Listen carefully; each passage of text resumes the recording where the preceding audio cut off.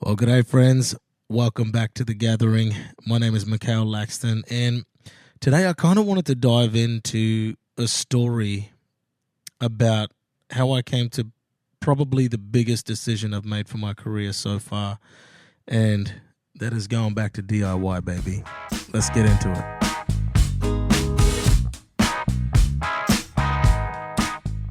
Welcome to The Gathering. My name is Mikhail Laxton, and I'm a singer-songwriter with a few miles on the road, a head full of stories, and a heart for the people that make the music matter. That is you. So grab your coffee or your tea, pull up a stump, get cozy, because there's always room for one more on The Gathering. This is The Gathering podcast. Where to start? Let's go to Christmas Eve-ish. 2024, last year. It's 2025 right now. It was a very, very stressful lead up to Christmas. Work was crazy, very demanding. I was working some insane hours. And it was also on the back of probably, on one hand, the most stressful career year yet. On one hand, I thought it was my worst career year yet. And on the other hand, it was probably the best personal year I've ever had. If we rewind back to around about 2023, late 2023, my album had been released. My debut full-length album had been released. It did far less than we thought it was going to do and that we were hoping it would do. It kind of got ignored all over the place. It got some nice little magazine reviews and stuff like that, and you know what? It's a great album. If you haven't heard it, go check out my debut album. It's titled Mikhail Laxton. I love the work we did on it with Aaron Goldstein and the band that played on it. It was really cool, but we had to wait a little while to release that album. By the time it rolled around to releasing that album, I started stressing out about the promotion of it. I mean, I got into social media and I wanted to do some of it, and you know, I kind of stressed myself out. I might have bit off more than I could chew for that, and I got really in my head about making sure I make the perfect content or the right content for it, and that led to fights, that led to shit not getting done, that led to and when I say fights, it was like I was asking my wife, my poor wife, to help me with this stuff, and I was arguing with myself, and that turned into, you know, us having cat fights about content, her basically saying, you know, like, you don't have to think too hard about it, like, just keep it simple and nice and good. And as per usual, she was absolutely right. So we did make some good content, but it was just a really unenjoyable process. The stress of that led into, and the mindset behind that sort of bled into when it was time for these things to be released. The singles came out, and I was on my phone every day, like every second that it came out, waiting for a playlist ad or waiting for some kind of amazing review or something like that. And a handful of, you know, a lot of reviews did come in. People really did like it, but we were waiting on some stats to come through that would verify the work that we had put in. You know, we worked really hard on this album. We spent a lot of money on it.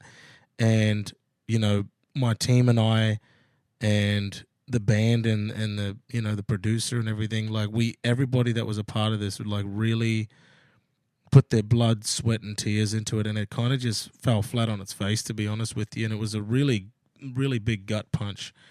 You know, it did a little less than we thought it would minimally do, and I guess, you know, by the time 2024 rolled around, I think I was just kind of traumatized by that experience of like working so hard on something for it to just kind of fail. You know, we've all had those things, but that was a really big thing. I really thought that album would do something. And I started second guessing myself. I started to not, you know, I was being hesitant about everything. I was so afraid to make the wrong step again that I didn't book shows. I didn't really write a lot of music, and I got in the studio a little bit last year and released some kind of small little numbers there towards the end of it, but it really was a nothing year. So, like I said before, it was on one hand probably the worst career year that I have ever had, and it was on the other hand the best personal year that I'd ever had. With all that extra time of not touring and not playing and not being in the studio a whole lot, I got to spend a lot of time with my family. I had this incredible, beautiful summer last year where we spent so much time up at our family cottage, and we got really close to some of my wife's family. Her name is Leah. We got really close to some of Leah's family that we hadn't really connected with at that point. And, their kids are the same age as our kids. And it was just so beautiful to see their kids, the cousins connecting and just creating memories. And we were facilitating that as parents, but also we were having bonfires, marshmallow nights, and these wonderful dinners and these wonderful moments where, like, I started to feel more present than I had ever been. It was one of those endless summers that was just filled with so much love, joy, and presence, and it really had a huge impact on me. And I kept talking about it into the colder months as it started to get into winter. But on the other hand, I was also stressing out about my career all of last year as well. And it all came to a head in Christmas of last year, 2024, when, I had, leading up to Christmas, a really crazy work couple of months at work, demanding, and I was working a lot. On top of that, I was stressing about my career and what we were going to do for 2025.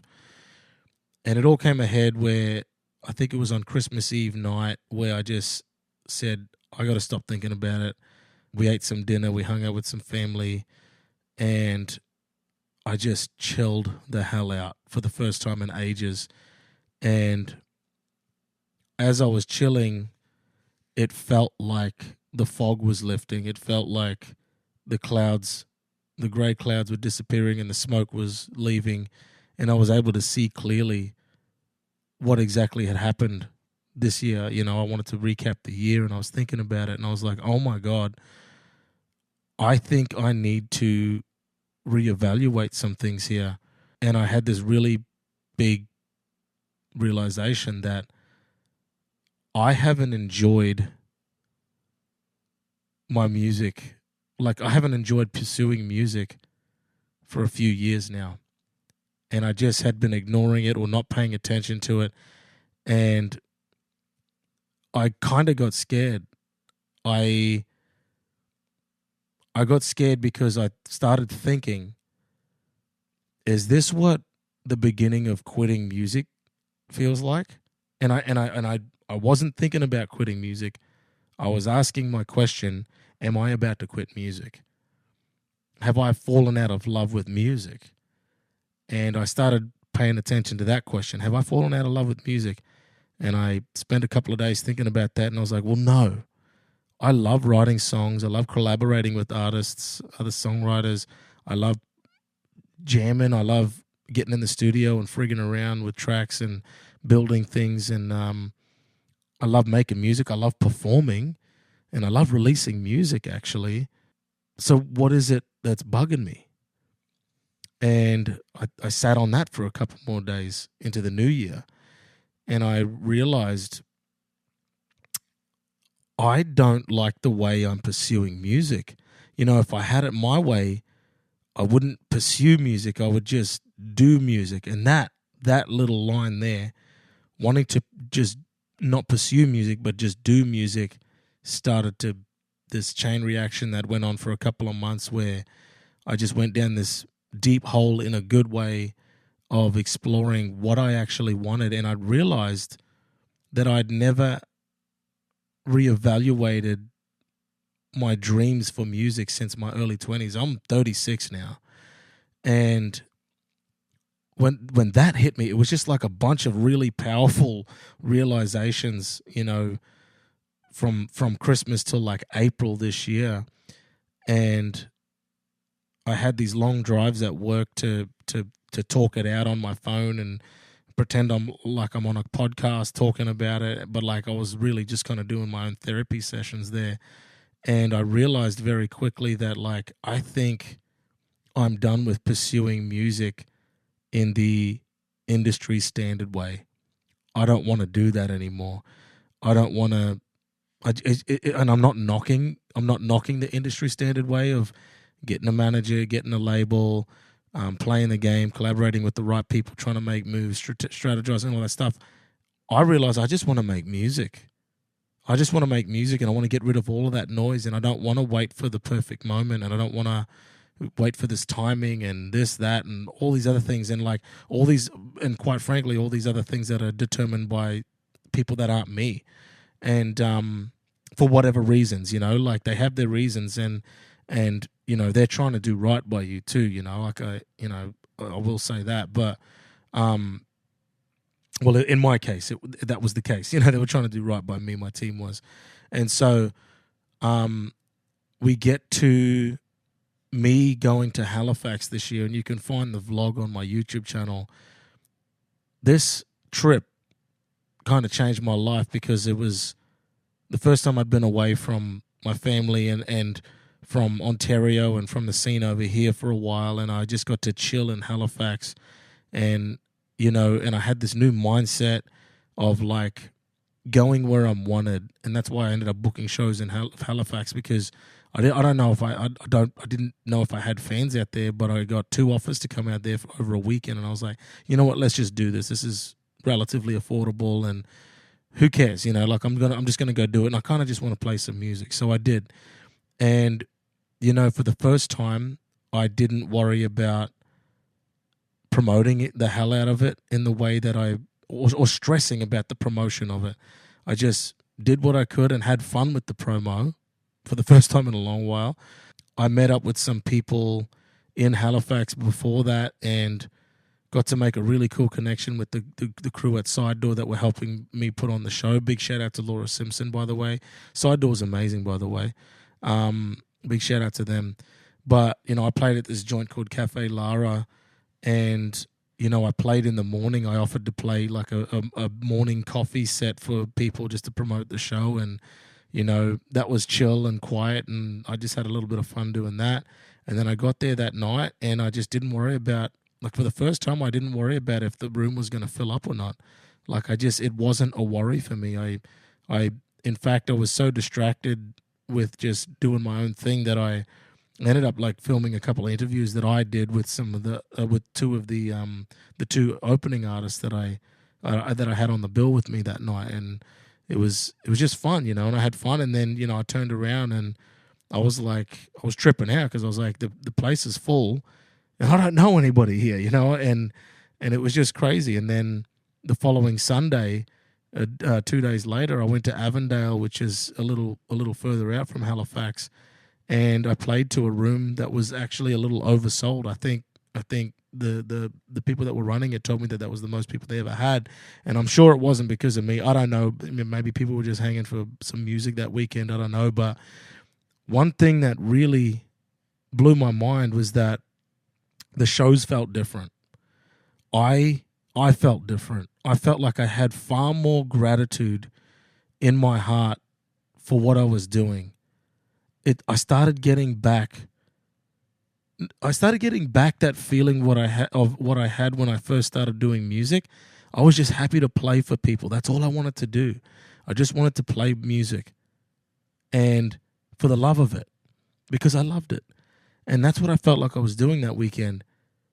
And I felt this shift in the way people were interacting with the show and me and the music. I felt like they were far more into it than they've ever been, that I've noticed. I felt like, maybe it's just Halifax, I don't know, but I felt like they were way more into the banter. They were just so in it. They were like, and I was so in it, and we were together.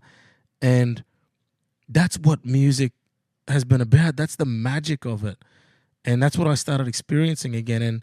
you know, I realized on that trip that, and it happened again on the following Sunday. So I realized that on that trip that I'm done with pursuing music in the industry standard way. It's not for me. I'm not knocking it, but it's just not my preference of how I want to do music and how I want to pursue music.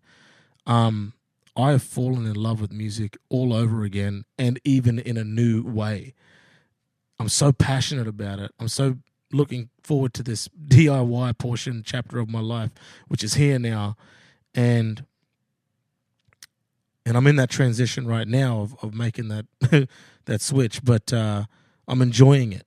There's some uncomfortable moments, but I'm enjoying it, and I'm not going back to DIY because it's easier. Hell no. Having a manager was amazing. Having a label was amazing. I just, I guess I'm just like, honestly, I'm a bit of probably a bit of a control freak, but that's how I prefer to work now, like, and it's just about like kind of optimizing my life the way I want it to be and on my terms, and so that's what I'm doing. I'm taking those steps, and I also realize that I don't want to do music in that industry standard way because there's certain things that you have to do. Like when you're open and you pursue music in that certain way where it's like you'll do anything to play. That means you'll take any kind of gig, and it's like, are you really willing to do anything? Anything? Are you willing to do anything? And for me, I had to start answering that question because it used to be, yes, I'm willing to do anything to pursue music and make it. It's that's what I'm actually leaving. I'm actually it's not necessarily leaving the industry standard way of pursuing music. Excuse me. It's I'm leaving pursuing music in a way where I'm trying to make it. Whatever the hell that means. I couldn't even tell you what that meant. And I realized, what it meant for me, if I could put some words to it, was chasing that biggest show, doing the biggest shows I can, playing with the biggest artists on the planet and getting famous, really. That's what it was about. And, rubbing shoulders with all the top artists in the world, and being one of them. And touring and traveling the world all the time. And I'm 36. I'm a husband. I'm a dad. And when I reevaluated my dream in Halifax, that dream that I basically hadn't changed since my early 20s, I realized I actually don't like touring. I hate touring. I went on one tour in Australia, which was, extensive and very busy, and I hated it. I was in pain because we were cooped up in a car all the time. The dream of like seeing the country was not really a thing because I was trying to sleep all the time. I was having terrible sleeps. I couldn't sleep. But when I was on the road during the daytime, I was just missing everything. Looking at the country go by, I didn't see any of it because I was sleeping or trying to sleep. Then the fights started with the band, and it was uncomfortable, and we were stuck in the car. We couldn't go anywhere when we started bitching at each other, and it was just nonsense. And now that I'm a dad, every time I leave for a show or a tour or a gig somewhere that's not in Ottawa, I feel sick to my stomach because I'm leaving my kids behind, even just for an evening, like on night. I'm like, as soon as that gig's done, like I go to the gig and I'm fine, but as soon as that gig's done, all I can think about is getting back home to be with my family. I hate being away from them. I hate being away from my kids. And so I decided that what? No, I'm going to optimize this. If I'm going to pursue music, I'm going to do it my way. I'm going to do music in a way that keeps me home with my family, and I want to do it in a way that makes enough money for us to thrive, and also it helps me to be present. And I don't want to be stressing about my music career. I want to be present. I want to be a good dad. I want to be a good husband, and I want to be a good friend. And I can't do any of those things if I'm away all the time. And I don't want to put my family out anymore by doing any kind of gig. If I have to be on the road for an extended period of time, I'm probably going to say no to that. and if I can negotiate it, I'm going to be like, all right, well, we need to find a way to make enough money to pay bills and bring my family on the road if I have to be on for longer than I'd like to be. And if we can't do that, I'm totally happy not taking those shows. I'm totally happy saying no and just staying at home and continue to be going up to the cottage. I'd rather go do that, and I'll take the gigs when I want them and when I feel like. I want to make sure that I'm not putting my family out by me not being there, physically. I want to, and I want to make sure that I'm not putting my family out financially. Like if I have to be away, some of the shows we have to do as artists, we got to travel for a day or two maybe, and that's work days sometimes to get to a show on Friday night or a Saturday. And it's like, okay, well, I got to take 2 days off work to go do this gig that's like $300, but it's going to cost me, $150 to get there. So that's really $150. But then I'm losing my day job wage, which is like, it's just the negatives add up. And then I'm away. And then, you know what I mean? So it's like, not only am I away from my family, I'm taking money away from them. And that's not good, And then when I am at home, I don't want to be putting them out by not being present, not being here with them. And I spent so much time. I'm so mad at myself for this, but I spent so much time not being present while I was right physically next to my family and my kids, because all I could think about was, do I need to go on tour, or do I need to make another, what's the next right move that I need to make? Like, what is it? Come on, I got to sort this shit out now, And it's like, I don't want that. It's just, it grosses me out. So anyway, comes February, March, and April, I'm refining my vision for my life. I have a vision of what I want my life to look like for my family, and I have a vision of what I want my life to look like in my music career. And it all came down to the fans. Over the years, I've made it's you guys. It's you guys that have made the music matter, not anything else. I lost sight of that for a long time, but I'm back now, baby. Okay, I'm back here. I'm back here with you. That's what it was about. It was about these magical moments that music can bring. I don't want to do, if the music does blow up and I have to go on tour and stuff like that, I don't want to just be doing shows night after night and just leaving the towns. It's like, no, my favorite shows are where I get to connect with people and make friends.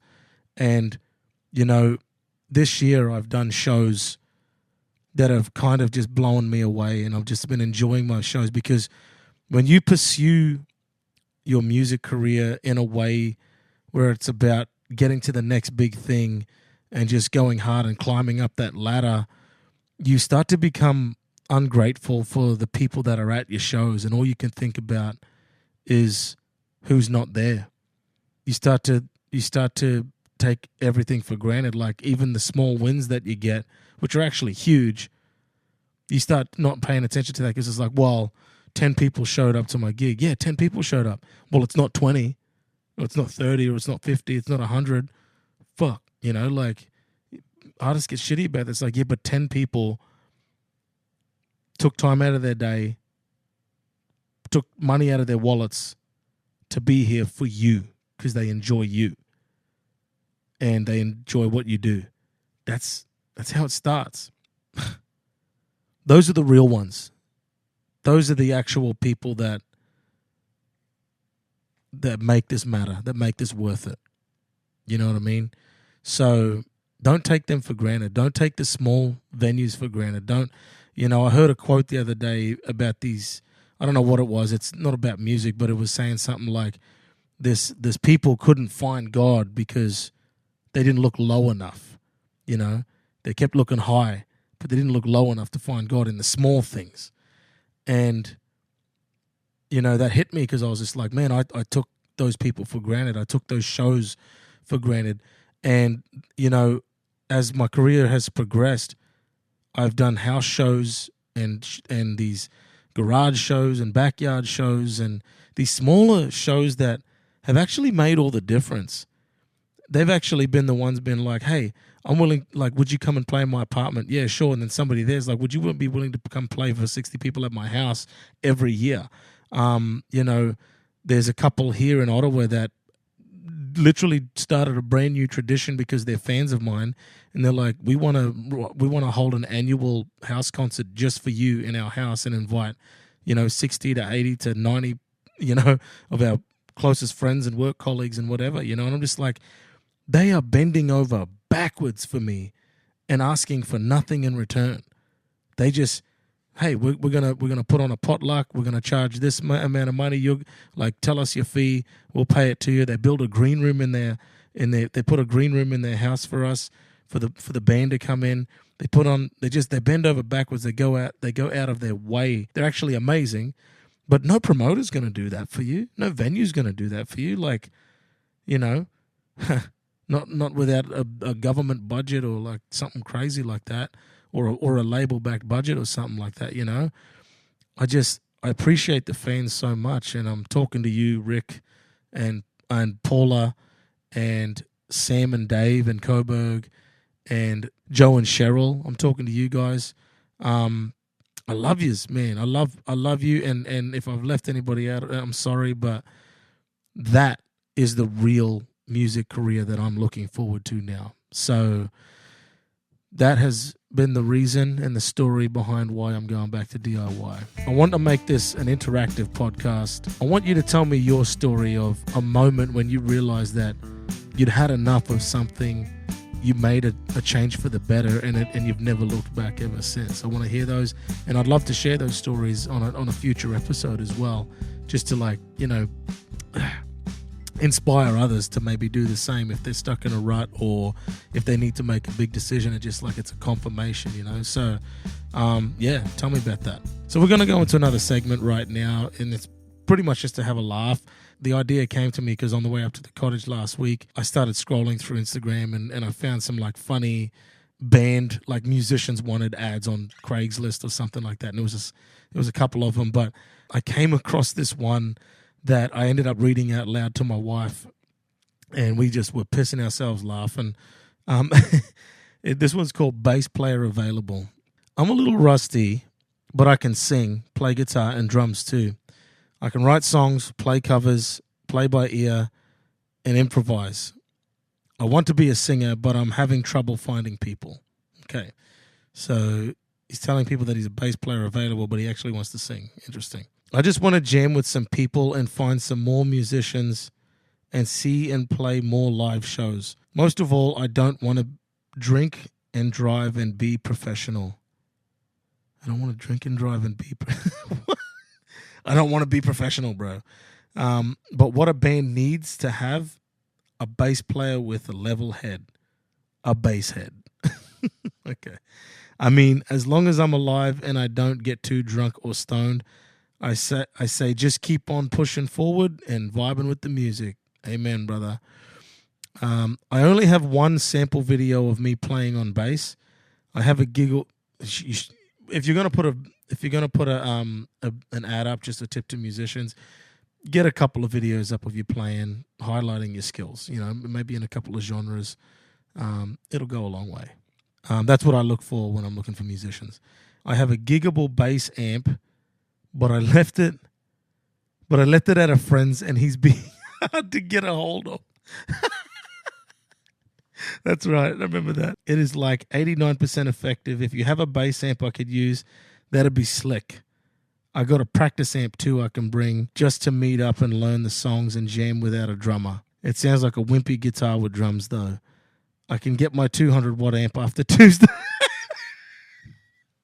I can get he's sure that people are going to hit him up before Tuesday. That's crazy. That's good. 35 if age matters. Experienced. Anyone is fine. I'll give lessons for $20 in the first hour, and then $15 for an hour after that. What is this ad? This ad is all over the place, man. He wants to... He plays bass, but he wants to be a singer.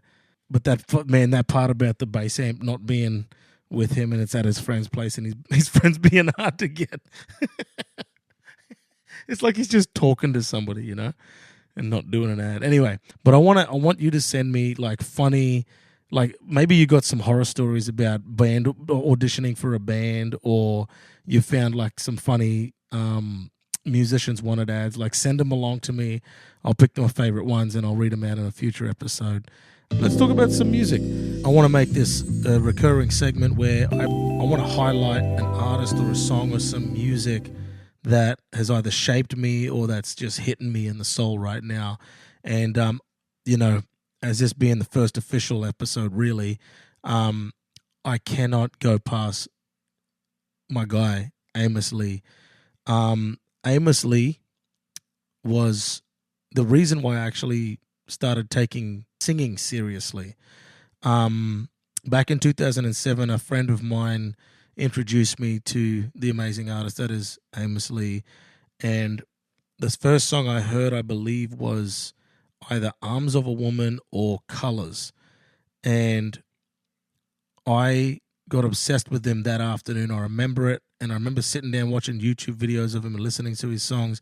And I remember sitting there thinking, that's what I want to do. I want to be a singer now. I want to be a songwriter. And honestly, like people hear it in my voice when I sing. They always say, man, you sound like Amos Lee. There's a good reason for that. It's because he is the reason why I started singing. And I actually, when I was 18, up until I was 18, I never considered myself a singer. And I just literally started emulating his voice and the way he sang and kind of picked up on his phrasing and all that stuff. And that's how I learned to sing. And then I grew my style and it's progressed and evolved and whatever. But I'm going to give you 2 albums to listen to. It's the first 2 albums he ever released. The first one is called Amos Lee, and the second one is called Supply and Demand. Now, I listened to these albums nonstop for like years and years and years. I kind of moved on to one of his other albums called Mission Bell, a really good album. And I'd kind of forgotten, and not forgotten, but like I kind of just hadn't really listened to anything from his old album in a while. And just last week, I was driving up to the cottage and I was like, you know what? I want to listen to that first album again. And man, the memories came flooding back. But that feeling, it's so timeless, and the songs are just so beautiful and well written and crafted. He doesn't miss on a single song on both of those albums. I listened to one on the way up to cottage and I listened to one on the way back, and I just absolutely loved it. So if I was going to highlight some songs, listen to Arms of a Woman, listen to Colors, and listen to another song called Black River. Really great song. If you're new to Amos Lee, check him out. If you're not, just revisit it. You're not going to regret it. So anyway, that's going to be it for tonight. Thank you for joining The Gathering. Not just another DIY musician podcast. Don't forget to send in your stories. I'd love to hear it. It's inspiring. Tell me your story. Send them in. Email me or DM me through Instagram. You can even do it through TikTok or whatever else. Also, send me your song choices. What's hitting you in the gut? I'd love to hear it. And also send me some funny shit. I'd love to go through it and react to it for you here on camera and just have a good old laugh. So thanks for listening. Till next time, stay tuned. This is Mikhail Laxton on The Gathering Podcast. Take care.